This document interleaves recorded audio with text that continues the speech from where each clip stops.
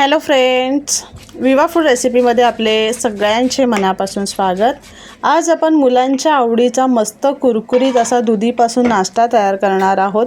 दुधी म्हटलं की सर्वच मुलं नाकं मुरडतात, पण हा नाश्ता केल्यानंतर चवीने आणि आवडीने खाणार आहे। तुम्ही हा नाश्ता सकाळ संध्याकाळी किंवा मुलांना डब्याला सुद्धा देऊ शकताय। खूप इझी आहे बनवायला। कसं करायचं आहे चला बघूयात आपण पुढे व्हिडिओमध्ये। इथे मी अर्धा दुधी घेतलेला आहे, बघू शकताय तुम्ही।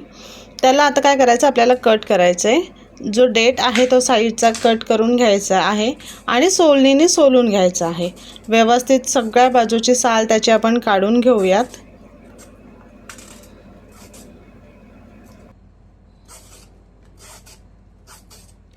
इथे बघा, सोलून घेतल्यानंतर सगळ्यात पहिले त्याला स्वच्छ धुवून घ्यायचं आणि त्यानंतर इथे आपण किसणीने किसून घ्यायचं। इथे बारीक आहे किसणीचे, तर बारीक किसणीनेच किसून घ्यायचं आहे। मोठ्या होलाच्या किसणीने नाही किसायचे, जेवढं शक्य बारीक तेवढंच आपल्याला बारीक किसून घ्यायचं आहे।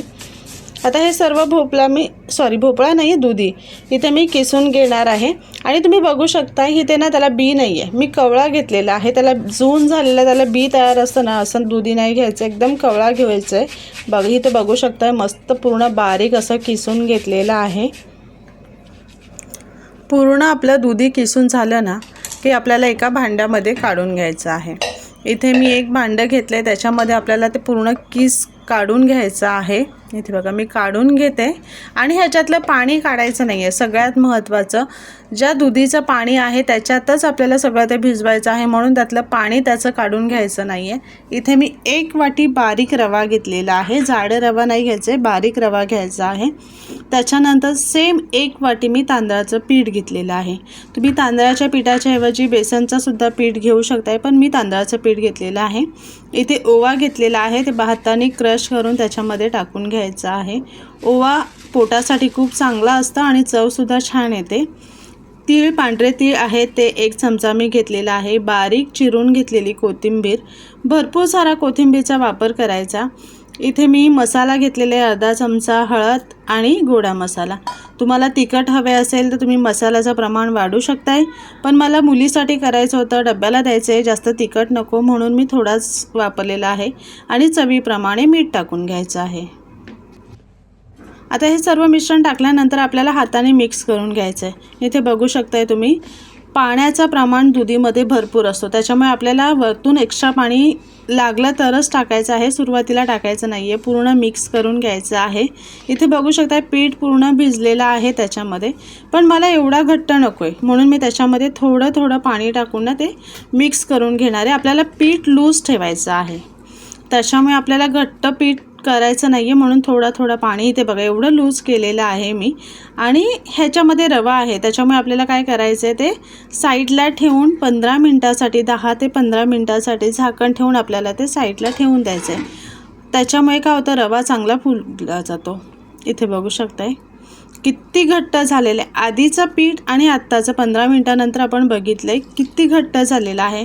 त्याच्यामध्ये पुन्हा आपल्याला थोडं पाणी टाकून ते पीठ लूज करून घ्यायचं आहे, तेवढं घट्ट ठेवायचं नाही आहे, लूज करून घेऊयात। इथे बघा परफेक्ट असं झालेलं आहे आणि व्यवस्थित मिक्स करून घेऊयात। दिसतंय तुम्हाला, अशा ह्या पद्धतीने एवढंच लूज करून घ्यायचं आहे। त्यानंतर गॅसवरती एकीकडे मी तवा तापतच ठेवलेला होता, त्याच्यामध्ये तेल टाकून घेतलेलं आहे। तेल चांगलं गरम झाले आणि त्याला छान चव यायला आणि दिसायलासुद्धा सुंदर दिसतं, म्हणून पांढरे तीळ आपण खालती तेलामध्ये टाकून घेऊयात। खातानासुद्धा छान लागतात आणि दिसायलासुद्धा सुंदर दिसतात। आता ह्याच्यावरती आपण तयार करून घेतलेलं बॅटर आहे ते टाकून घ्यायचं आहे।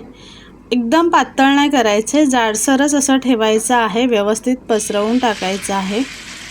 एक थोडंसं घेऊन एकत्र असं करून आपल्याला त्याचं ते ना असं गोल आकार करून घ्यायचं आहे आणि व्यवस्थित टाकून घ्यायचं आहे।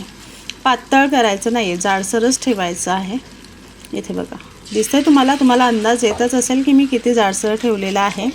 आता हे व्यवस्थित हातातूनही वरतून व्यवस्थित सेट करून घ्यायचं आहे आणि त्याच्यानंतर गॅस मीडियम फ्लेमला करायचा आहे आणि झाकण ठेवून एक 7 ते 8 मिनटं आपल्याला करून शिजवून घ्यायचं आहे। इथे बघा झाकण काढल्यानंतर तुम्हाला दाखवते, एका बाजूने छान शिजलेलं आहे। आता आपल्याला हे पलटी करून घ्यायचं आहे। किती मस्त खरपूस झालेलं आहे दिसते। आता दुसऱ्या बाजूने सुद्धा आपल्याला असं छान खरपूस करून घ्यायचं आहे। तीळसुद्धा किती मस्त लागलेले आहेत,